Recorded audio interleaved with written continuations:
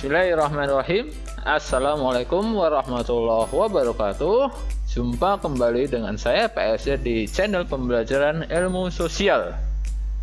Apa kabar kalian semuanya? Saya harap yang ada di rumah semuanya baik-baik saja dan dalam kondisi yang sehat. Dan tak lupa ya, selalu menjaga protokol kesehatan dan tetap semangat di dalam pembelajaran online kali ini. Oke, pada kesempatan kali ini saya akan membahas materi bab 4 pada pembelajaran IPS kelas 9 untuk SMP. Oke ya, kita lihat dulu slide berikutnya.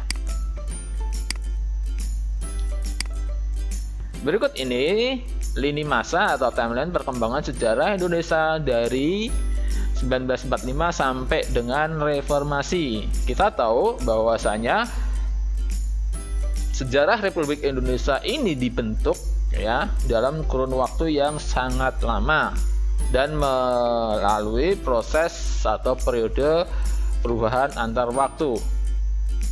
Berdasarkan bagian tersebut kita bisa melihat ada periode revolusi fisik itu antara tahun 45 sampai tahun 50. Terus ada periode survival itu antara 50 sampai 59 sampai dengan periode kembalinya ke Undang-Undang Dasar 45 dari tahun 1959 sampai dengan sekarang.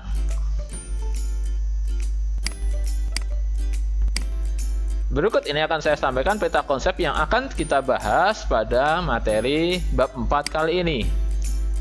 Dimulai dari NKRI itu ada beberapa perubahan ya antar lini masa dari masa kemerdekaan, demokrasi parlementer, demokrasi terpimpin, Orde Baru hingga masa reformasi. Dan tak lupa pada masa kemerdekaan kita harus dituntut untuk mempertahankan kemerdekaan yang sudah kita raih, tepatnya pada tanggal 17 Agustus 1945. Perubahan-perubahan masa kepemimpinan ini itu merambat juga ke perkembangan di berbagai bidang, bisa juga dalam bidang politik, ekonomi, sosial, ataupun budaya, yang mana perkembangan tersebut sangat mempengaruhi kehidupan masyarakat Indonesia hingga sampai saat ini.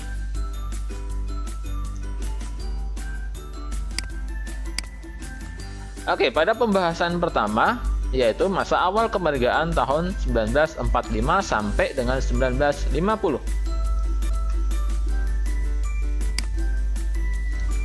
Persiapan yang dilakukan untuk kemerdekaan Indonesia yaitu pembentukan Badan Penyelidik Usaha Persiapan Kemerdekaan Indonesia atau BPUPKI dan pembentukan Panitia Persiapan Kemerdekaan Indonesia atau PPKI. Sidang pertama dilaksanakan pada tanggal 29 Mei sampai dengan 1 Juni 1945. Sedangkan sidang kedua dilaksanakan pada tanggal 10 sampai 17 Juli 1945. Gagasan dasar negara yang dikemukakan oleh masing-masing tokoh yaitu ada 3 tokoh yang mencetuskan ide atau gagasannya. Yang pertama Mr. Muhammad Yamin pada tanggal 29 Mei 1945 dengan gagasannya seperti tersebut. Gagasan yang kedua diungkapkan oleh Mr. Supomo tanggal 31 Juni 1945 dengan gagasannya kurang lebih hampir sama dengan gagasan dari Mr. Muhammad Yamin. Dan yang terakhir oleh Insinyur Soekarno pada tanggal 1 Juni 1945 yang isinya juga hampir sama.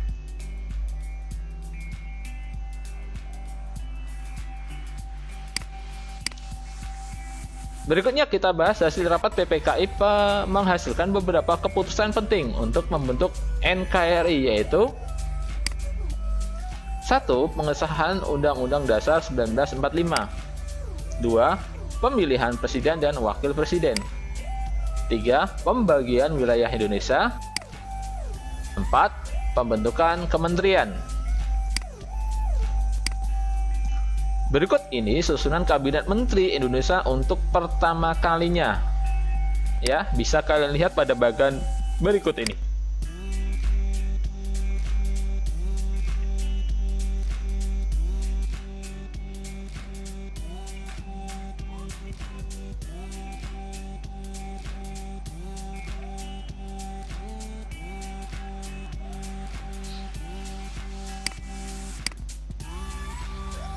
Oke, kita lanjut pada pembahasan berikutnya, yaitu kita membahas masalah peristiwa Rengas Dengklok, ya, yang diawali oleh peristiwa menyerahnya Jepang tanpa syarat kepada pasukan sekutu, yaitu pada tanggal 14 Agustus 1945.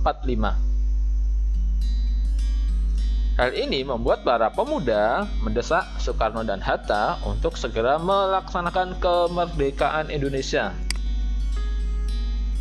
Berikutnya, perumusan teks proklamasi kemerdekaan Indonesia dilaksanakan di rumah Laksamana Maeda. Insinyur Soekarno menuliskan konsep proklamasi kemerdekaan Indonesia yang akan dibacakan esok harinya, yaitu pada hari Jumat, tanggal 17 Agustus 1945. Muhammad Hatta dan Ahmad Subarjo menyumbangkan pikirannya secara lisan. Kemudian, naskah proklamasi diketik oleh Sayuti Melik.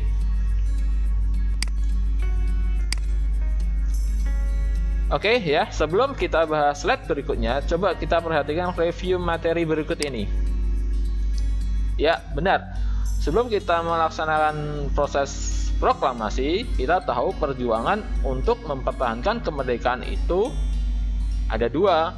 Ada yang berbentuk perjuangan fisik dan ada yang bentuk perjuangan diplomasi. Kenapa ini saya review? Karena pada slide yang akan kita bahas ke depan itu kita akan membahas beberapa bentuk perjuangan diplomasi, yang mana hal ini sering keluar pada beberapa tes ataupun ujian.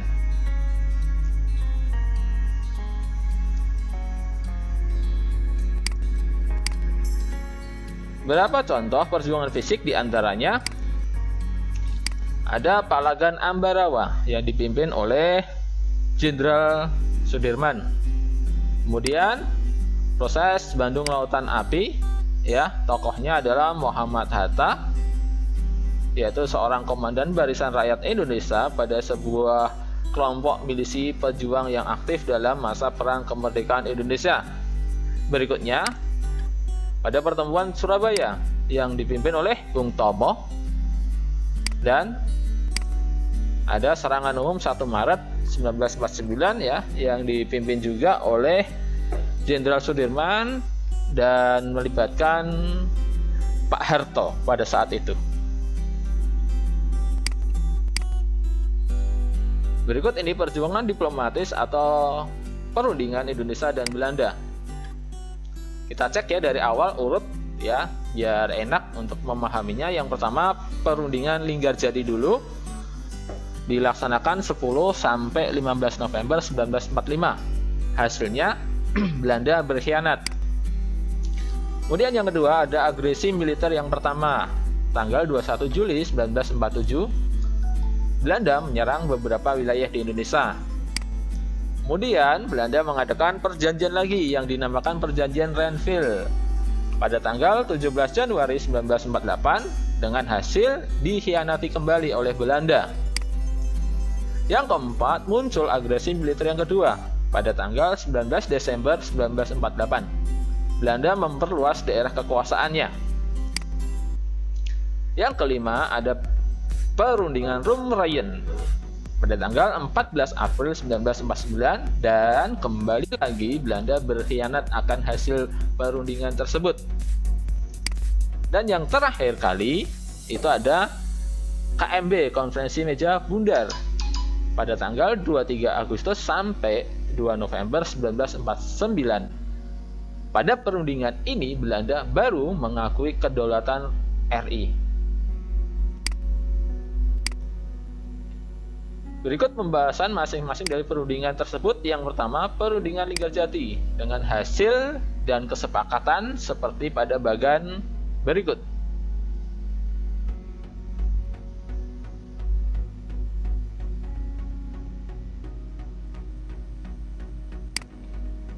Perundingan yang kedua adalah perundingan Renville dengan hasil kurang lebih seperti ini ya.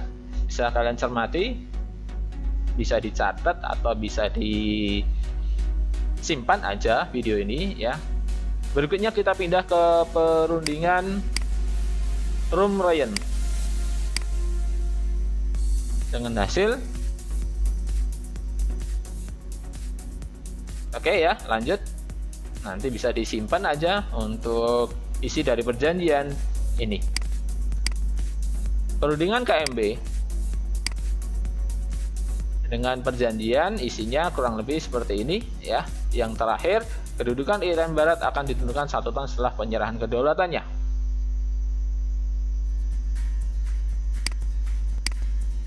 Oke. Untuk sementara waktu sampai di sini dulu ya. Kita lanjutkan pada video berikutnya ya, karena tidak mungkin akan saya bahas dalam satu video, nanti terlalu panjang. Muncul virus di Wuhan, jangan lupa jaga kesehatan. Banyak kata kurang berkenan, sudilah kira dimaafkan. Wassalamualaikum warahmatullahi wabarakatuh. Terima kasih atas perhatiannya dan waktunya. Tetap semangat.